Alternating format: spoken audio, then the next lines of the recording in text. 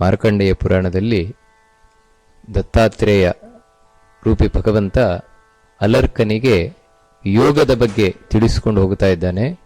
ಅಂದರೆ ಭಗವಂತನನ್ನ ತನ್ನ ಒಳಗೆ ತಾನು ಯಾವ ರೀತಿ ಕಾಣ್ಲಿಕ್ಕೆ ಸಾಧ್ಯ ಉಂಟು ಆ ವಿಧಾನಗಳನ್ನ ತಿಳಿಸ್ತಾ ಯಮ, ನಿಯಮ, ಆಸನ, ಪ್ರಾಣಾಯಾಮ, ಆ ಪ್ರಾಣಾಯಾಮದ ಬಗ್ಗೆ ಬಹಳ ರಹಸ್ಯವಾದ ವಿಷಯಗಳು, ಪ್ರಾಣಾಯಾಮವನ್ನು ಯಾವ ರೀತಿ ಮಾಡುವಂತಹದ್ದು, ಪ್ರಾಣಾಯಾಮವನ್ನು ಮಾಡುವುದರಿಂದ ಏನೇನು ಲಾಭಗಳಾಗ್ತದೆ, ವ್ಯಕ್ತಿಯಲ್ಲಿ ಏನೇನು ಬದಲಾವಣೆ ಆಗ್ತದೆ, ಇದನ್ನೆಲ್ಲ ತಿಳಿಸ್ಕೊಂಡು ಬಂದ. ಇಷ್ಟಲ್ಲದೆ ಆ ಪ್ರಾಣಾಯಾಮವನ್ನು ಯಾವ ರೀತಿ ಕೂತ್ಕೊಂಡು ಮಾಡಬೇಕು ಇದರ ಬಗ್ಗೆ ಎಲ್ಲ ತಾನು ವಿಸ್ತಾರವಾಗಿ ತಿಳಿಸ್ಕೊಂಡು ಹೋಗ್ತಾನೆ.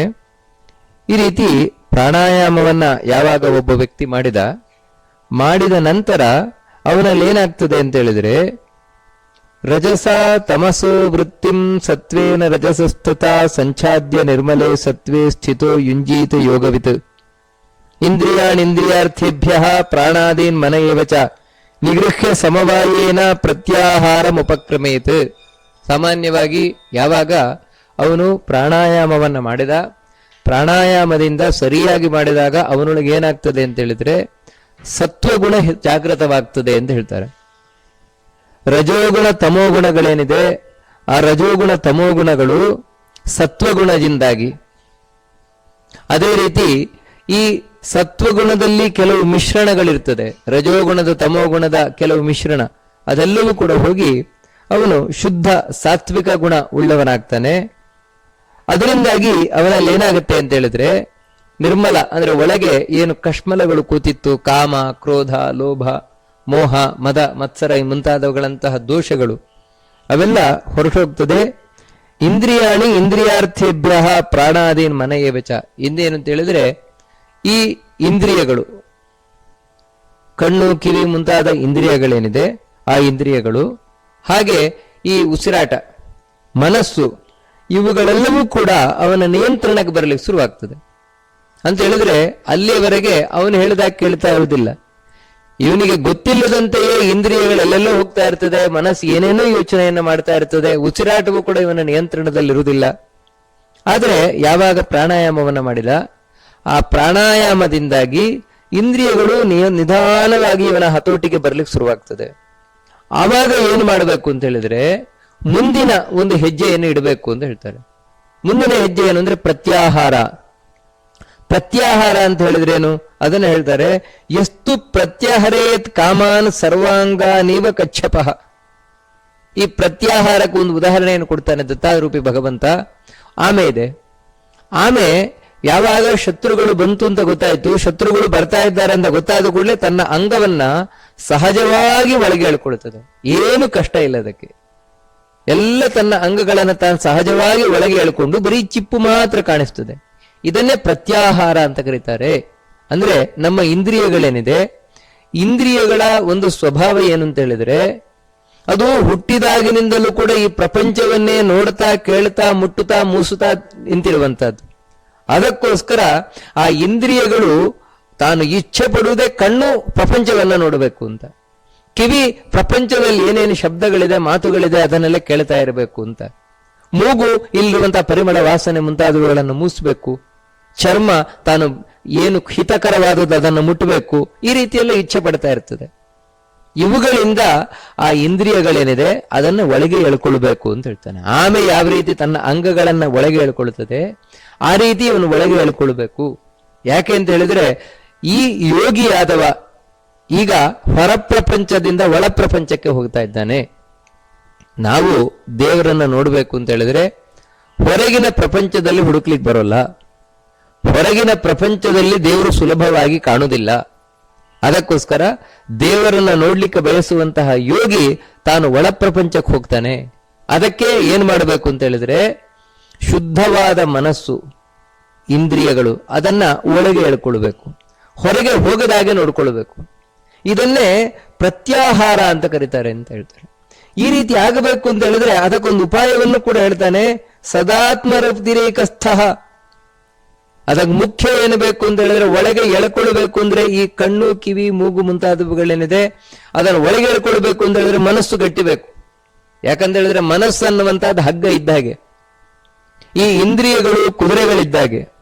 ಕುದುರೆಗಳು ಸರಿಯಾಗಿ ಹೋಗಬೇಕು ಅಂತ ಹೇಳಿದ್ರೆ ಹಗ್ಗವನ್ನ ಬಿಗಿ ಇಟ್ಟುಕೊಳ್ಬೇಕು.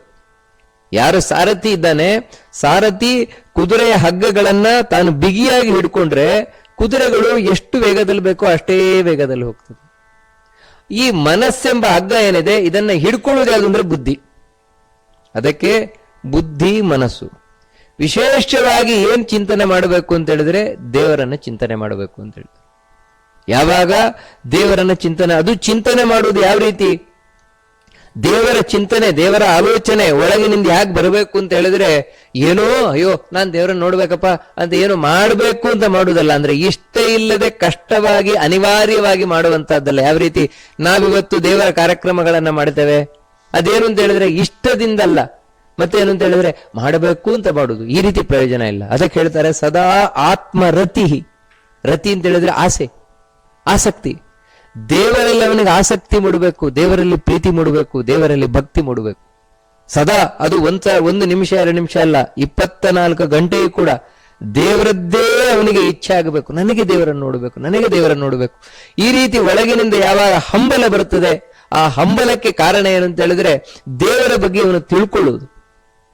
ದೇವರು ಎಷ್ಟು ಒಳ್ಳೆಯವನು ಅಂತ ಇವನು ತಿಳ್ಕೊಳ್ತಾನೆ, ಅಷ್ಟು ದೇವರನ್ನ ಕಾಣಬೇಕು ಅನ್ನುವ ಹಂಬಲ ಇವನು ಒಳಗಿನಿಂದ ಶುರುವಾಗ್ತದೆ. ಎಲ್ಲಿವರೆಗೆ ದೇವರ ಒಳ್ಳೆಯತನವೇ ಗೊತ್ತಿಲ್ಲ ಇವನಿಗೆ, ಅಲ್ಲಿವರೆಗೆ ದೇವರನ್ನು ಕಾಣಬೇಕು ಅನ್ನೋ ಹಂಬಲ ಬರುವುದೇ ಇಲ್ಲ ಇವನಿಗೆ. ಅದಕ್ಕಾಗಿ ಇಂತಹ ಒಂದು ಯೋಗಕ್ಕೆ ಇಳಿಬೇಕಾದ್ರೆ, ದೇವರನ್ನು ಕಾಣಬೇಕು ಅಂತ ಇಳಿಬೇಕಾದ್ರೆ ಮೊದಲ ಕೆಲಸ ಏನಂದ್ರೆ ದೇವರ ಬಗ್ಗೆ ತಿಳ್ಕೊಳ್ಳುವುದ್ರೆ ಇನ್ನೇನಿಲ್ಲ, ದೇವರಿಗೆ ಎಷ್ಟು ಒಳ್ಳೆಯವನಿದ್ದಾನೆ, ಅವನಲ್ಲಿ ಸ್ವಲ್ಪವೂ ಕೆಟ್ಟತನ ಅನ್ನುವುದು ಇಲ್ಲವೇ ಇಲ್ಲ, ಅವನು ಸರ್ವಗುಣ ಸಂಪನ್ನ ಸರ್ವದೋಷ ವಿವರ್ಜಿತ. ಇದನ್ನು ನಾವು ಎಷ್ಟು ಅರ್ಥ ಮಾಡ್ಕೊಂಡು ಹೋಗ್ತೇವೆ ದೇವರ ಬಗ್ಗೆ, ಅಷ್ಟಷ್ಟು ದೇವರ ಆಸೆ ದೇವರ ಇಷ್ಟ ಒಳಗಿನಿಂದ ಬರ್ಲಿಕ್ಕೆ ಶುರುವಾಗ್ತದೆ, ದೇವರನ್ನು ಕಾಣಬೇಕು ದೇವರನ್ನು ಕಾಣಬೇಕು ಅಂತ. ಆ ರೀತಿ ದೇವರ ಆಸೆ ಅವನಿಗೆ ಯಾವಾಗ ಮೂಡ್ಲಿಕ್ಕೆ ಶುರುವಾಯಿತು, ಅವಾಗ ಸಹಜವಾಗಿಯೇ ಅವನಿಗೆ ಹೊರ ಪ್ರಪಂಚದ ಬೇಡ ಅಂತ ಕಾಣಿಸ್ಲಿಕ್ಕೆ ಶುರುವಾಗುತ್ತೆ. ಅಂದ್ರೆ ನೋಡಿ, ಯಾವಾಗ ಒಳಗಿನಿಂದ ದೇವರನ್ನ ಕಾಣಬೇಕು ಅಂತ ಹಂಬಲ ಹೆಚ್ಚಾಗ್ತಾ ಹೋಯ್ತು, ಇದೇ ಭಕ್ತಿ.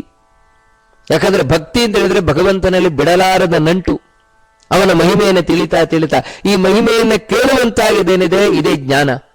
ದೇವರ ಬಗ್ಗೆ ಕೇಳ್ತಾ ಅವನನ್ನ ಕಾಣಬೇಕು, ಅವನನ್ನ ಬಿಡಲಾರದ ಒಂದು ನಂಟು ಒಳಗಿನಿಂದ ಏನು ಬರ್ತದೆ, ಅಯ್ಯೋ ದೇವರು ಅಂದ್ರೆ ನನ್ನವ, ತ್ವಮೇವ ಸರ್ವ ಮಮ ದೇವ.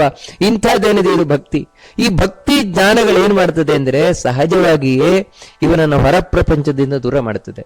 ಯಾವಾಗ ದೇವರದ್ದೇ ಆಸೆ ಬಂತು, ಅವಾಗ ಅಯ್ಯೋ ಯಾವ್ದನ್ನು ನೋಡೋದು ಬೇಡ ಅಂತ ಕಾಣಿಸ್ತದೆ. ಏನಿದೆ ಇದರಲ್ಲಿ, ದೇವರಿಗೆ ಸಂಬಂಧಪಟ್ಟದ್ದು ಏನಾದ್ರೂ ಇದೆಯಾ, ಬೇಡ. ಕಿವಿಯಲ್ಲಿ ದೇವರಿಗೆ ಯಾವುದು ಸಂಬಂಧ ಪಡದಲ್ಲವೋ ಅಂತ ಮಾತುಗಳು ಬೇಡ, ಕೇಳಲ್ಲ ನಾನು, ಅದ್ರ ಇಷ್ಟ ಇಲ್ಲ. ಅಂದ್ರೆ ನೋಡಿ, ಸಹಜವಾಗಿ ಹೊರ ಪ್ರಪಂಚದ ಇಷ್ಟ ಇವನಿಗೆ ಕಮ್ಮಿ ಆಗ್ತಾ ಬರ್ತದೆ, ಆಸೆಗಳು ಕಮ್ಮಿ ಆಗ್ತಾ ಬರ್ತದೆ. ಇದೇ ವೈರಾಗ್ಯ. ಇದ್ಯಾವುದು ಬಲಾತ್ಕಾರದಲ್ಲಿ ಬರುವಂತದ್ದಲ್ಲ, ಇವೆಲ್ಲವೂ ಸಹಜವಾಗಿ ಬರುವಂತದ್ದು. ಈ ರೀತಿ ಯಾವಾಗ ಅವನಿಗೆ ವೈರಾಗ್ಯ ಬರ್ಲಿಕ್ಕೆ ಶುರುವಾಯಿತು, ಅವಾಗ ಸುಲಭವಾಯಿತು. ಅವಾಗ ಏನಂದ್ರೆ ಇಂದ್ರಿಯಗಳನ್ನ ಒಳಗೆ ಹೇಳ್ಕೊಳ್ಳಿಕ್ಕೆ ಸಾಧ್ಯವಾಗ್ತದೆ. ಇದನ್ನೇ ಪ್ರತ್ಯಾಹಾರ ಅಂತ ಕರೀತಾರೆ ಅಂತ ಹೇಳ್ತಾರೆ. ಈ ರೀತಿ ಯಾವಾಗ ಪ್ರತ್ಯಾಹಾರ ಒಬ್ಬ ವ್ಯಕ್ತಿಗೆ ಬಂತು ಅಂತ ಹೇಳಿದ್ರೆ ಇಂದ್ರಿಯಗಳನ್ನ ಒಳಗೆ ಹೇಳ್ಕೊಳ್ಳಿಕ್ಕೆ ಶುರು ಮಾಡಿದೆ ಅವನು, ಹೊರಗೆ ಹೋಗುವುದು ಕಮ್ಮಿ ಆಯ್ತು. ಸಹಜವಾಗಿಯೇ ಒಳಗಿನಿಂದ ಶುದ್ಧಿ ಇವನಿಗೆ ಸಿದ್ಧಿಸ್ತದೆ ಅಂತ ಹೇಳ್ತಾರೆ.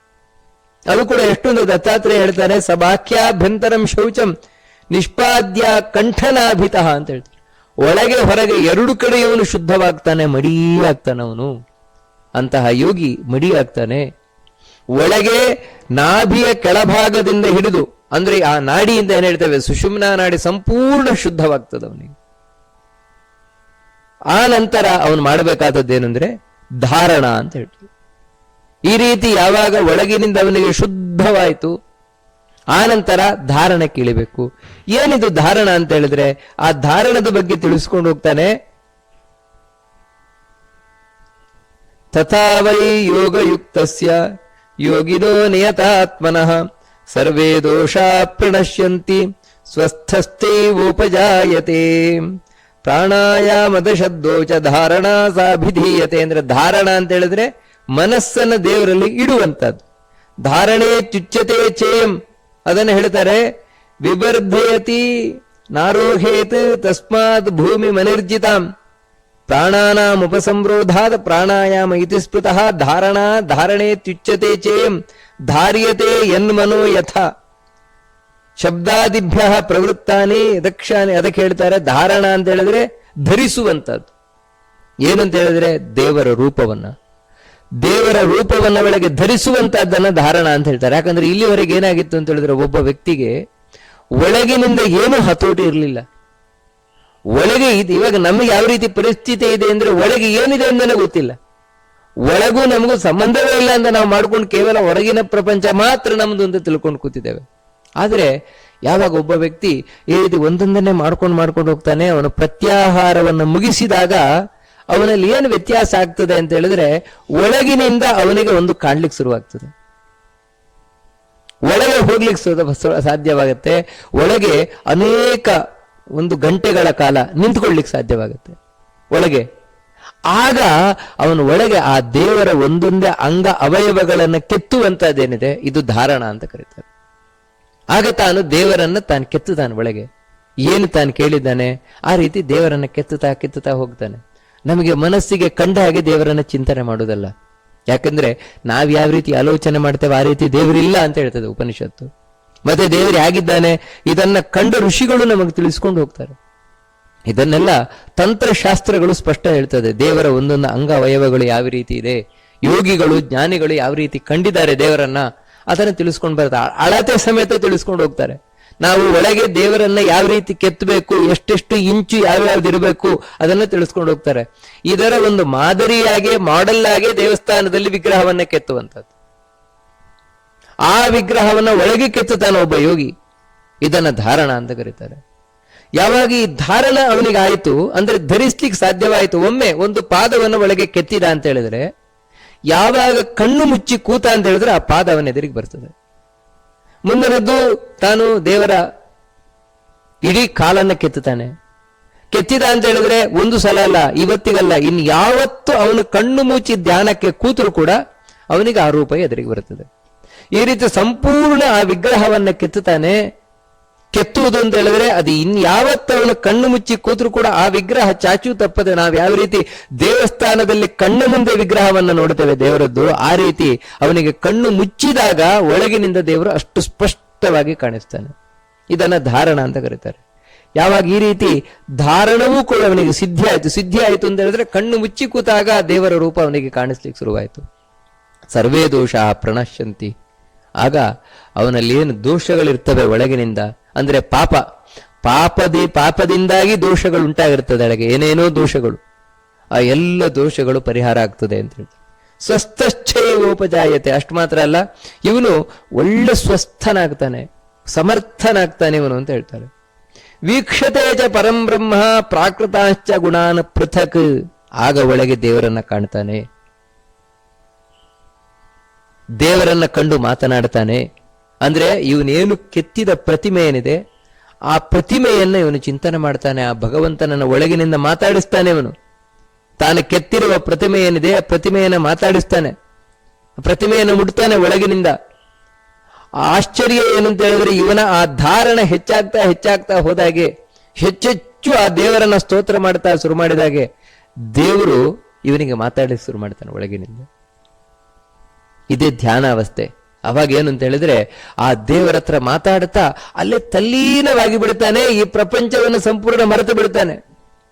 ಓ, ಇದು ಏನು ಪ್ರಯೋಜನ ಇಲ್ಲ, ಇಲ್ಲಿವರೆಗೆ ಇಲ್ಲೇ ಸುಖ ಇದೆ ಅಂತ ತಿಳ್ಕೊಂಡಿದ್ದೆ. ಆದರೆ ಒಳಗೆ ಈ ದೇವರನ್ನ ಕಂಡಾಗ, ಒಂದು ದೇವರ ಹತ್ರ ಮಾತಾಡಿದಾಗ, ದೇವರನ್ನ ಮುಟ್ಟಿದಾಗ ಏನೊಂದು ಸುಖ ಇದೆ, ಆನಂದ ಇದೆ. ಅದರ ಕೋಟಿ ಅಂಶದ ಒಂದು ಅಂಶಕ್ಕೂ ಕೂಡ ಇಲ್ಲಿಯ ಸುಖ ಏನೂ ಪ್ರಯೋಜನ ಇಲ್ಲ ಅಂತ ಆಗ ಅವನಿಗೆ ಅರ್ಥವಾಗ್ತದಂತೆ. ವ್ಯೋಮಾದಿ ಪರಮಾಣು ಇಚ್ಛ ತಥಾತ್ಮಾನಮಕಲ್ಮಷಂ ಇತ್ತಂ ಯೋಗಿ ಯಥಾಹಾರ ಪ್ರಾಣಾಯಾಮ ಪರಾಮಣ ಜಿತಾಂ ಶನೇರ್ಭೂಮಿಂ ಆರೋಹೇತ ಯಥಾಗ್ರಹಂ. ಹೀಗೆ ಒಬ್ಬ ಯೋಗಿಯಾದಂತಹ ವ್ಯಕ್ತಿ ತಾನು ಧಾರಣವನ್ನ ಮಾಡ್ತಾ ದೇವರನ್ನ ಕಾಣ್ತಾ, ಯಾವ ದೇವರನ್ನ ಅಂದ್ರೆ ಯಾರು ಅಣುರೇಣು ತೃಣಕಾಷ್ಟದಲ್ಲಿ ತುಂಬಿಕೊಂಡಿದ್ದಾನೋ ಆ ದೇವರನ್ನ ಕಾಣ್ತಾನೆ. ಅಂದ್ರೆ ನೋಡಿ, ಯಾವಾಗ ನನ್ನೊಳಗೆ ನಾನು ದೇವರನ್ನ ಕಂಡೆ, ಆಮೇಲೆ ಇಡೀ ಪ್ರಪಂಚದ ಒಳಗೆ ಅಣುಗಳಲ್ಲಿ ತುಂಬಿರುವ ದೇವರನ್ನ ಕಾಣ್ಲಿಕ್ಕೆ ಅವನು ಸಮರ್ಥನಾಗ್ತಾನೆ. ಯಾಕಂದ್ರೆ ಅವನಿಗೆ ಅದರ ಗುಟ್ಟು ಗೊತ್ತಾಯ್ತು. ಪ್ರತಿಯೊಂದು ವಸ್ತುವಿನ ಒಳಗೆ ಅಡಗಿರುವ ದೇವರನ್ನ ಹೇಗೆ ಕಾಣಬಹುದು ಅನ್ನುವಂತಹ ಒಂದು ಗುಟ್ಟು ಗೊತ್ತಾಯ್ತು ಅವನಿಗೆ. ನಂತರ ಅವನು ದೇವರಲ್ಲಿ ಕಾಣ್ಲಿಕ್ಕೆ ಸಮರ್ಥನಾಗ್ತಾನೆ ಅಂತ ತಿಳಿಸ್ಕೊಂಡು ಹೋಗ್ತಾರೆ. ಅದಕ್ಕೆ ಹೇಳ್ತಾರೆ, ಯಾವತ್ತು ಇಂತಹ ಒಂದು ಯೋಗ ಭೂಮಿಯನ್ನ ಏರ್ಬೇಕಾದ್ರೆ ಒಳಗಿನಿಂದ ಮೊದಲು ದೋಷಗಳನ್ನ ತಾನು ಕಮ್ಮಿ ಮಾಡಿಕೊಂಡೇ ಇರಬೇಕು ಅಂತ ಹೇಳ್ತಾರೆ. ದೋಷಾನ್ ವ್ಯಾಧೀನ್ ಸ್ಥತಾ ಮೋಹಂ ಆಕ್ರಾಂತ ಭೂರಿ ನಿರ್ಜಿತ. ಯಾವ ರೀತಿ ಅಂತ ಹೇಳಿದ್ರೆ, ಒಂದು ಮನೆಯನ್ನ ಕಟ್ತೇವೆ ಅಂತ ಹೇಳಿದ್ರೆ ಮೊದಲು ಭೂಮಿಯನ್ನ ಗಟ್ಟಿ ಮಾಡಿಕೊಂಡು ನಂತರ ಮನೆಯನ್ನ ಕಟ್ಕೊಂಡು ಹೋಗ್ತೇವೆ. ಭೂಮಿಯೇ ಗಟ್ಟಿ ಆಗ್ಲಿಲ್ಲ, ಅದಕ್ಕೋಸ್ಕರವೇ ಅಡಿಪಾಯವನ್ನ ಕಟ್ಟಿಕೊಂಡು ಗಟ್ಟಿ ಮಾಡಿಕೊಂಡು ಪಿಲ್ಲರ್ ಮುಂತಾದವುಗಳನ್ನ ಹಾಕ್ತಾ ಮನೆಯನ್ನ ಏರಿಸ್ತಾ ಹೋಗುದು.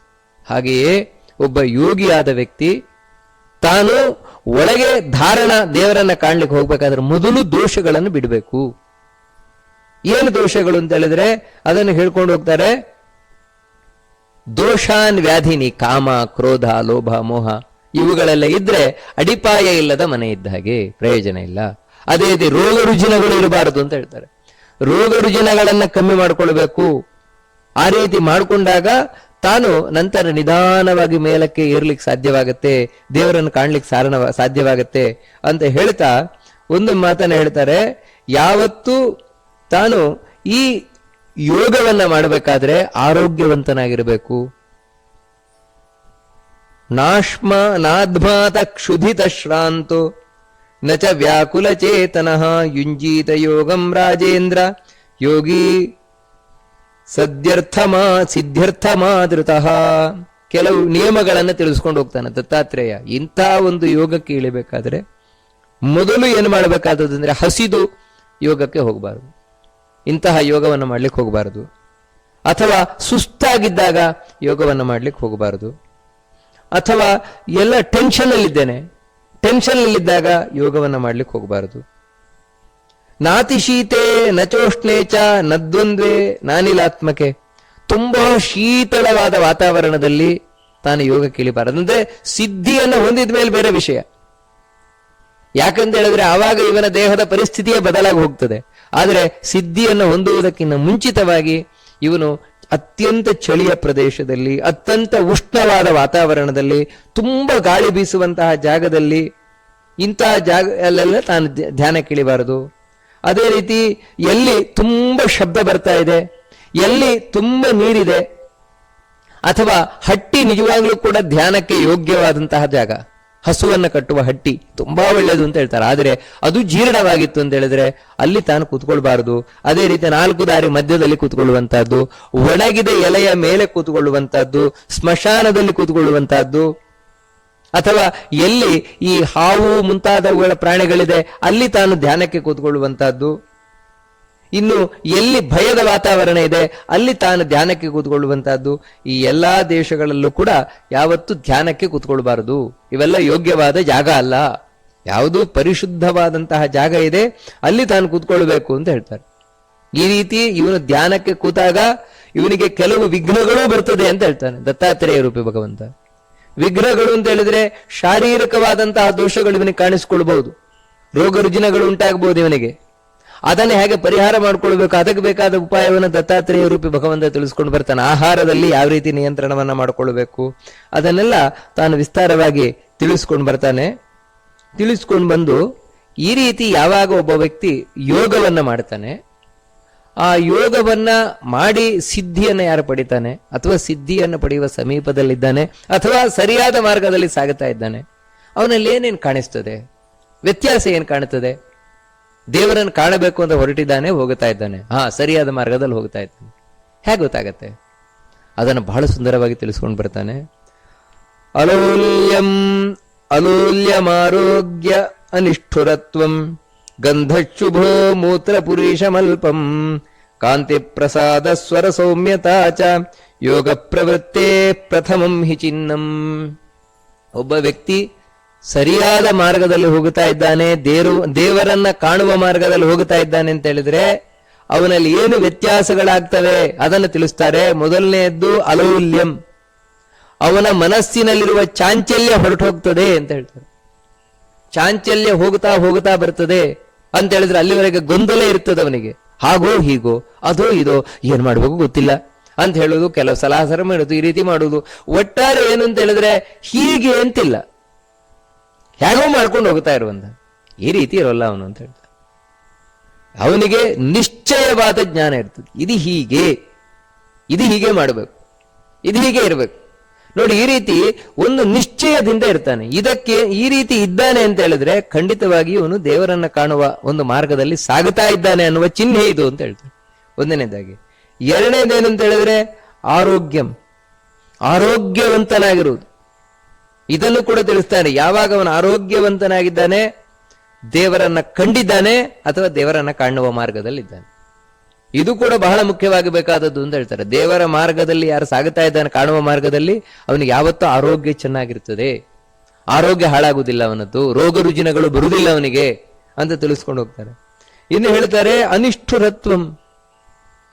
ಇನ್ನೊಂದೇನು ಅಂತ ಹೇಳಿದ್ರೆ ಬಹಳ ಮುಖ್ಯವಾದದ್ದು, ಅವನ ಯಾವುದೇ ಒಂದು ಚಟುವಟಿಕೆಗಳಿರಬಹುದು, ಅದು ಇನ್ನೊಬ್ಬರಿಗೆ ವಿರೋಧಿಯನ್ನು ಉಂಟು ಮಾಡುವಂತಹದ್ದಿರುವುದಿಲ್ಲ. ಧರ್ಮ ಮಾರ್ಗದಲ್ಲಿರುವುದಿರ್ತದೆ ಹೊರತು ಯಾರು ಧಾರ್ಮಿಕರಿದ್ದಾರೆ, ಧಾರ್ಮಿಕರ ಮನಸ್ಸಿಗೆ ನೋವು ಮಾಡುವಂತಹ ಯಾವುದೇ ಕಾರ್ಯಕ್ರಮಗಳು ಅವನದಿರುವುದಿಲ್ಲ. ಅವನ ಮಾತಿರಬಹುದು, ಅವನ ಮನಸ್ಸಿರಬಹುದು, ಅಥವಾ ಅವನ ಚಟುವಟಿಕೆ ಇರಬಹುದು. ಧಾರ್ಮಿಕರ ಮನಸ್ಸಿಗೆ ಅಥವಾ ದೇವರಿಗೆ, ಭಗವಂತನಿಗೆ ನೋವು ಮಾಡುವಂತಹ ಯಾವುದೇ ಕಾರ್ಯಕ್ರಮಗಳು ಇರುವುದಿಲ್ಲ. ಆದ್ರೆ ಒಂದೇನು ತಿಳ್ಕೊಳ್ಬೇಕಾದದ್ದು ಅಂದ್ರೆ, ಜಗತ್ತಿನಲ್ಲಿ ಎಲ್ರಿಗೂ ಇಷ್ಟ ಆಗುವಂತೆ ನಾನು ಮಾಡ್ತೇನೆ ಅಂತ ಅದು ಯಾರಿಗೂ ಸಾಧ್ಯ ಇಲ್ಲ, ಇಲ್ಲಿವರೆಗೆ ಸಾಧ್ಯ ಆಗೂ ಇಲ್ಲ. ಇಲ್ಲಿವರೆಗೆ ಇತಿಹಾಸದಲ್ಲಿ ಎಲ್ರಿಗೂ ಬೇಕಾದಾಗ ನಾನು ಮಾಡ್ತೇನೆ ಅಂತ ಹೇಳುವವರು ಯಾರೂ ಇಲ್ಲ. ಕಾರಣ ಏನಂತ ಹೇಳಿದ್ರೆ, ನೀವು ಯಾವುದು ಸಾತ್ವಿಕರಿದ್ದಾರೆ ಅವರಿಗೆ ಒಳ್ಳೆಯದನ್ನ ಮಾಡ್ಲಿಕ್ಕೆ ಹೋದರೆ ರಾಜಸ ತಾಮಸರಿಗೆ ಅದಾಗೋಲ್ಲ. ಯಾಕಂದ್ರೆ ರಾಜಸ ತಾಮಸರದ್ದು ಒಂದು ಮನಸ್ಸಿನ ಸ್ಥಿತಿಯೇ ಬೇರೆ, ಮೆಂಟಾಲಿಟಿಯೇ ಬೇರೆ. ತಾಮಸರೇನಿದ್ದಾರೆ ಅವರಿಗೆ ಖುಷಿಯಾಗುವ ನೀವು ಮಾಡ್ಲಿಕ್ಕೆ ಹೋದ್ರೆ ಅವರಿಗೆ ಹಂಗೆ ನಿಷ್ಠೂರ ಮಾಡ್ಕೊಳ್ಳೋದು ಅಂತ ಹೋದ್ರೆ ಸಾತ್ವಿಕರಿಗಾಗೋಲ್ಲ. ಯಾಕಂದ್ರೆ ಸಾತ್ವಿಕರದ್ದೇ ಬೇರೆ ಮಾರ್ಗ. ಅದಕ್ಕೆ ಇಲ್ಲಿ ಅನಿಷ್ಠುರತ್ವಂ ಅಂತ ಹೇಳಿದ್ರೆ, ಯಾರು ಸಾತ್ವಿಕರಿದ್ದಾರೆ ಸಾತ್ವಿಕರಿಗೆ ಯಾವತ್ತೂ ನಿಷ್ಠುರವಾಗುತ್ತಾಗಿ ಇವರು ನಡ್ಕೊಳ್ತಾರೆ. ಆ ರೀತಿ ಇವರ ನಡೆ ಇರ್ತದೆ ಯಾವತ್ತು ಕೂಡ ಅಂತ ಹೇಳ್ತಾರೆ. ಅದೇ ರೀತಿ ಗಂಧ ಶುಭ, ಇನ್ನೂ ಒಂದು ಹೇಳ್ತಾರೆ ನೋಡಿ, ಯಾರು ಯೋಗ ಮಾರ್ಗದಲ್ಲಿ ಸಾಗುತ್ತಾ ಇದ್ದಾನೆ, ಭಗವಂತನನ್ನ ಕಾಣುವ ಮಾರ್ಗದಲ್ಲಿ ಸಾಗುತ್ತಾ ಇದ್ದಾನೆ, ಅವನ ಮೈಯಿಂದ ವಾಸನೆ ಬರೋಲ್ಲ ಅಂತ ಹೇಳ್ತಾರೆ. ಅವನ ಮೈಯಿಂದ ಬೆವರಿದರೆ ಪರಿಮಳ ಬರ್ತದೆ ಅಂತ ಹೇಳ್ತಾರೆ. ಇದು ಇನ್ನೊಂದು ಲಕ್ಷಣ ಅಂತ ಹೇಳ್ತಾರೆ. ಅವನು ಯೋಗ ಮಾರ್ಗದಲ್ಲಿ ಸಾಗುತ್ತಾ ಇದ್ದಾನೆ ಅನ್ನುವುದ ಲಕ್ಷಣ ಇದು. ಇನ್ನು ದೇವರನ್ನ ಕಂಡ ಮೇಲಂತೂ ಯಾರು ದೇವರನ್ನ ಕಾಣ್ತಾನೆ ಅವನ ಮೈಯಿಂದ ಎಷ್ಟೇ ಬೆವರಿದ್ರು ಕೂಡ ವಾಸನೆ ಬರೋಲ್ಲ ಅಂತ, ಪರಿಮಳವೇ ಬರ್ತದ ಹೊರತು ವಾಸನೆ ಬರೋಲ್ಲ. ಅದರಲ್ಲೂ ವಿಶೇಷವಾಗಿ ಪ್ರಾಣಾಯಾಮವನ್ನ ಮಾಡಬೇಕಾದ್ರೆ, ಧ್ಯಾನವನ್ನ ಮಾಡಬೇಕಾದ್ರೆ ಬೆವರು ಮೈಯಿಂದ ಬಂದ್ರೆ ಒರೆಸ್ಕೊಳ್ಬಾರದು ಅಂತ ಹೇಳ್ತಾರೆ. ಕಾರಣ ಏನಂದ್ರೆ ಆ ಬೆವರು ವಾಸನೆಯಿಂದ ಕೂಡಿರೋಲ್ಲ, ಅದು ಪರಿಮಳದಿಂದ ಕೂಡಿರ್ತದದು. ಇನ್ನು ಹೇಳ್ತಾರೆ ಮೂತ್ರ ಪುರೀಶ ಮಲ್ಪಂ ಅಂತ ಹೇಳಿ, ಯಾರು ಯೋಗ ಮಾರ್ಗದಲ್ಲಿ ಸಾಗುತ್ತಾ ಇದ್ದಾನೆ, ಯಾರು ಪ್ರಾಣಾಯಾಮ, ಪ್ರತ್ಯಾಹಾರ, ಧಾರಣ ಮುಂತಾದವುಗಳನ್ನು ಮಾಡ್ತಾ ಇದ್ದಾನೆ, ಆ ವ್ಯಕ್ತಿಯ ಮಲಮೂತ್ರಗಳು ತುಂಬಾ ಕಮ್ಮಿ ಇರ್ತದೆ ಅಂತ ಹೇಳ್ತಾರೆ. ಅವನು ದಿನಕ್ಕೆ 10 ಸಲ ಹೋಗಿ ಮೂತ್ರ ಮಾಡ್ತಾ ಇರುವುದು ಆ ರೀತಿ ಎಲ್ಲ ಇರೋಲ್ಲ ಅವನದ್ದು. ಯಾಕಂದ್ರೆ ಮೂತ್ರ ತುಂಬಾ ಕಮ್ಮಿ ಇರ್ತದೆ. ಅವನ ಆಹಾರ ಸ್ವೀಕಾರ ಮಾಡುವುದು ಕಡಿಮೆ, ಎಷ್ಟು ಬೇಕೋ ಅಷ್ಟೇ ಮಿತಾಹಾರವನ್ನು ಸ್ವೀಕಾರ ಮಾಡ್ತಾನೆ. ಆ ಆಹಾರ ಏನಿದೆ ಅದು ದೇಹಕ್ಕೆ ಸಂಪೂರ್ಣ ಯುಟಿಲೈಸ್ ಆಗ್ತದೆ, ವೇಸ್ಟ್ ಆಗಿ ಹೋಗಲ್ಲ. ನಮಗೆ ಅನೇಕ ಬಾರಿ ಮೂತ್ರ ಮತ್ತೆ ಈ ಮಲ ವಿಸರ್ಜನೆ ಹೋಗ್ಲಿಕ್ಕೆ ಏನ್ ಕಾರಣ ಅಂದ್ರೆ, ನಾವೇನು ಆಹಾರ ಸ್ವೀಕಾರ ಮಾಡ್ತಾ ಇದ್ದೇವೆ ಅದು ಸಂಪೂರ್ಣ ನಮ್ಮ ದೇಹಕ್ಕೆ ಉಪಯೋಗ ಆಗ್ತಾ ಇಲ್ಲ. ಅದರಲ್ಲಿ ಅನುಪಯುಕ್ತವಾಗಿ ಹೋಗುವ ಅಂಶಗಳೇ ಹೆಚ್ಚಾಗ್ತಾ ಇದೆ ನಮ್ಮ ದೇಹದಲ್ಲಿ. ಆದರೆ ಯಾರು ಯೋಗ ಮಾರ್ಗದಲ್ಲಿ ಸಾಗುತ್ತಾ ಇದ್ದಾನೆ, ಪ್ರಾಣಾಯಾಮದ ಸಿದ್ಧಿ ಮುಂತಾದವುಗಳೇನಿರುತ್ತದೆ, ಅವನಿಗೆ ತಿನ್ನುವ ಆಹಾರ ಸ್ವಲ್ಪ ಆದರೂ ಆ ಸ್ವಲ್ಪ ಆಹಾರ ಇಡೀ ದೇಹಕ್ಕೆ ಬೇಕಾದ ಪೌಷ್ಟಿಕಾಂಶವನ್ನ ಕೊಡ್ತದೆ. ಅದರಿಂದಾಗಿ ವೇಸ್ಟೇಜ್ ತುಂಬಾ ಕಮ್ಮಿ. ನೀರು ಕೂಡ ಅಷ್ಟೇ, ವೇಸ್ಟೇಜ್ ತುಂಬಾ ಕಮ್ಮಿ. ಅದರಿಂದಾಗಿ ಅವನ ಮೂತ್ರ ಹಾಗೂ ಈ ಮಲ ತುಂಬಾ ಕಮ್ಮಿ ಇರುತ್ತದೆ ಅಂತ ಹೇಳ್ತಾರೆ. ಇನ್ನು ಹೇಳ್ತಾರೆ ಕಾಂತಿ, ಅವನ ದೇಹದಲ್ಲಿ ಒಂದು ವಿಶೇಷವಾದ ಕಾಂತಿ ಕಾಣಿಸ್ತದೆ ಅಂತ ಹೇಳ್ತಾರೆ. ತೇಜಸ್ಸು, ಕಾಂತಿ ಅವನ ಮುಖದಲ್ಲಿ ಕಾಣಿಸ್ತದೆ. ಇನ್ನು ಪ್ರಸಾದ, ಒಂದು ಪ್ರಸನ್ನತೆ, ಒಂದು ನೆಮ್ಮದಿ. ಅವನ ಮುಖದಲ್ಲಿ ಒಂದು ನೆಮ್ಮದಿಯನ್ನು ನೋಡಬಹುದು, ನೀವು ಶಾಂತಿಯನ್ನು ನೋಡಬಹುದು, ಒಂದು ಸಂತೃಪ್ತಿಯನ್ನು ನೋಡಬಹುದು. ಹೊರತು ಅವನ ಮುಖದಲ್ಲಿ ದುಗುಡ ಇರುವುದಿಲ್ಲ, ದುಃಖ ಇರುವುದಿಲ್ಲ. ದುಃಖ, ದುಮ್ಮಾನ, ದುಗುಡ ಮುಂತಾದವುಗಳೇನೂ ಇರುವುದಿಲ್ಲ. ಮತ್ತಿನ್ನೊಂದೇನೆಂದ್ರೆ ಸ್ವರ ಸೌಮ್ಯತಾಚ ಅಂತ ಹೇಳ್ತಾರೆ.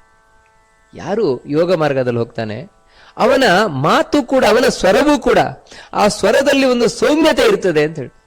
ಅಂದ್ರೆ ಆ ಸೌಮ್ಯತೆ ಅಂತ ಹೇಳಿದ್ರೆ ಆ ಮಾತನ್ನು ಕೇಳೋಣ ಅಂತ ಕೇಳಿದ್ರೆ ಇನ್ನೂ ಕೇಳೋಣ ಅಂತ ಕಾಣಿಸ್ತಾ ಇರ್ತದೆ. ಕಾರಣ ಏನಂದ್ರೆ ಅದರಲ್ಲೊಂದು ಸೌಮ್ಯತೆ ಇರ್ತದೆ, ಕಾಠಿಣ್ಯ ಇರುವುದಿಲ್ಲ ಅಂತ ಹೇಳ್ತಾರೆ. ಇದು ಪ್ರಾಥಮಿಕವಾದ ಲಕ್ಷಣಗಳು ಅಂತ ಹೇಳ್ತಾರೆ. ಪ್ರಾಥಮಿಕವಾದ ಲಕ್ಷಣ.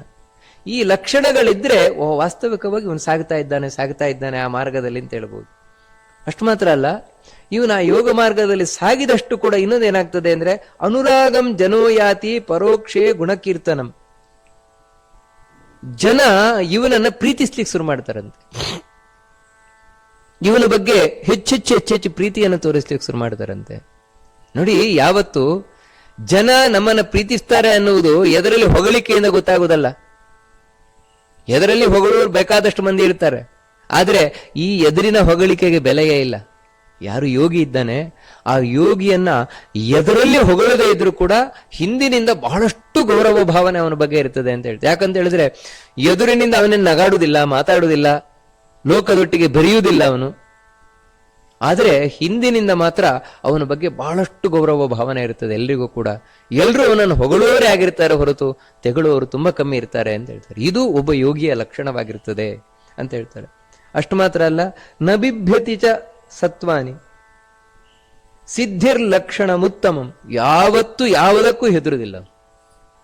ಈ ಹೆದರಿಕೆ ಇಲ್ಲದೆ ಇರುವಂತಹದ್ದು ಇದೇನಿದೆ, ಈ ರೀತಿ ಹೆದರಿಕೆ ಇಲ್ಲದೆ ಇರುವಂತಹದ್ದು ಜನಗಳು ಹಿಂದಿನಿಂದ ಎಂಥವನು ಕೂಡ, ಇವನನ್ನ ದ್ವೇಷಿಸುವ ವ್ಯಕ್ತಿಯು ಕೂಡ ಹಿಂದಿನಿಂದ ಇವನಿಗೆ ಗೌರವ ಕೊಟ್ಟೇ ಕೊಡ್ತಾನೆ.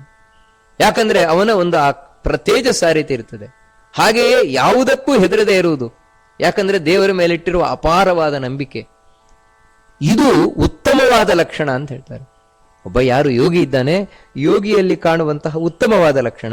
ಅಷ್ಟು ಮಾತ್ರ ಅಲ್ಲ, ಇದೇ ಹೇಳ್ತಾರೆ, ಶೀತೋಷ್ಣಾದಿಭಿರತ್ಯುಗ್ರೈಹಿರ್ ಯಸ್ಯ ಬಾಧಾನ ವಿದ್ಯತೆ ನ ಭೀತಮೇತಿ ಚಾನ್ಯೇಭ್ಯ ತಸ್ಯ ಸಿದ್ಧಿರುಪಸ್ಥಿತ.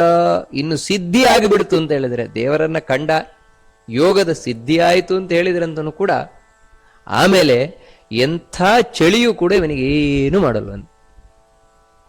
ಎಲ್ಲಿವರೆಗೆ ಅಂತ ಹೇಳಿದ್ರೆ, ಇವನಿಗೆ ಅಲ್ಲದೆ ಇದ್ರ ಕಡೆಗೆ ದೇಹ ಆದ್ರೂ ನಡಗಬೇಕು ಬೇಡುವ. ಚಳಿಯಲ್ಲಿ ನಮಗಾದ್ರೆ ಗಡ ಗಡ ಗಡ ಗಡ ಗಡ ನಡಗುತ್ತದೆ, ಅವನಿಗೇನೂ ಆಗಲ್ವಂತ. ಕಾರಣ ಏನು ಅಂತ ಹೇಳಿದ್ರೆ, ದೇಹ ನಡಗುತ್ತಾ ಇರಲಿಕ್ಕೆ ಕಾರಣ ಒಳಗೆ ಮನಸ್ಸು ನಡಗುತ್ತಾ ಇರುವುದು. ಯಾವುದೇ ಚಳಿಗೂ ಕೂಡ ಬರೀ ದೇಹ ನಡಗೋಲ್ಲ. ಯಾಕಂತ ಹೇಳಿದ್ರೆ, ಅದೇ ಒಂದು ಹೆಣವನ್ನ ತಗೊಂಡೋಗಿ ಚಳಿಗೆ ಹಾಕಿದ್ರೆ ಅದು ನಡಗಲ್ಲ. ಅದು ಯಾಕೆ ಅಂತ ಹೇಳಿದ್ರೆ, ಆ ದೇಹಕ್ಕೆ ಚಳಿ ಇಲ್ಲ. ಆದ್ರೆ ಏನಂದ್ರೆ, ದೇಹದೊಳಗೆ ಒಬ್ಬ ಜೀವ ಇದ್ದಾನಲ್ವಾ, ಆ ಜೀವನ ಮನಸ್ಸು ಗಡಗಡ ಗಡಗಡ ನಡಗುತ್ತಾ ಇದೆ, ಅದರಿಂದಾಗಿ ದೇಹ ನಡಗುತ್ತಾ ಇದೆ. ಆದರೆ ಯೋಗಿ ಏನಿದ್ದಾನೆ, ಯೋಗಿಯ ಮನಸ್ಸು ಸಂಪೂರ್ಣ ಅವನ ನಿಯಂತ್ರಣದಲ್ಲಿರ್ತದೆ. ಅವನು ಹೇಳಿದಾಗೆ ಕೇಳುತ್ತದೆ.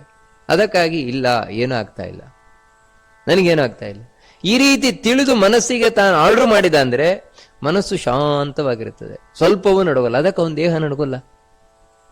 ಅದೇ ರೀತಿ ಉಷ್ಣ, ಎಂಥ ಉಷ್ಣದ ಪರಿಸ್ಥಿತಿಯಲ್ಲಿ ಅವನನ್ನು ತಗೊಂಡೋಗಿಟ್ರು ಕೂಡ ಅವನಿಗೇನೂ ಆಗಲ್ಲ.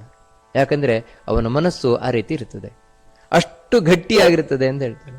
ಅದಕ್ಕೆ ಶೀತವಾಗಲಿ ಉಷ್ಣವಾಗಲಿ ಇದೇನು ಅವನಿಗೆ ಉಂಟು ಮಾಡುವುದಿಲ್ಲ, ಯಾವುದೇ ಬಾಧೆಯನ್ನು ಉಂಟು ಮಾಡುವುದಿಲ್ಲ ಅವನಿಗೆ. ಎಲ್ಲಕ್ಕಿಂತ ಯಾರಿಗೂ ಇವನು ಹೆದರುವುದಿಲ್ಲ, ಇವನನ್ನು ಕಂಡ್ರೂ ಯಾರೂ ಹೆದರುವುದಿಲ್ಲ. ಎಲ್ರಿಗೂ ಇವನ ಬಗ್ಗೆ ಅಷ್ಟು ಒಂದು ಅಭಿಮಾನ, ಪ್ರೀತಿ, ಗೌರವ. ಇದು ಯಾರು ಸಿದ್ಧಿಯನ್ನು ಹೊಂದಿರ್ತಾರೆ ಅವನಲ್ಲಿ ಕಾಣುವಂತಹ ಅತ್ಯಂತ ಪ್ರಮುಖವಾದಂತಹ ಲಕ್ಷಣ ಅಂತ ತಿಳಿಸ್ತಾ, ಹೌದು, ಈ ರೀತಿ ಯಾವಾಗ ದೇವರನ್ನ ಕಂಡ ಮೇಲೆ ಆ ವ್ಯಕ್ತಿಯಲ್ಲಿ ಆಗುವ ವ್ಯತ್ಯಾಸ ಕಂಡು, ಇನ್ನು ಅವನಲ್ಲಿ ಆ ಮನಸ್ಸಿನಲ್ಲಿ ಏನು ವ್ಯತ್ಯಾಸ ಆಗ್ತದೆ, ಅವನಲ್ಲಿ ಏನೊಂದು ವಿಶೇಷತೆಗಳು ಸಿಗ್ಲಿಕ್ಕೆ ಶುರುವಾಗ್ತದೆ,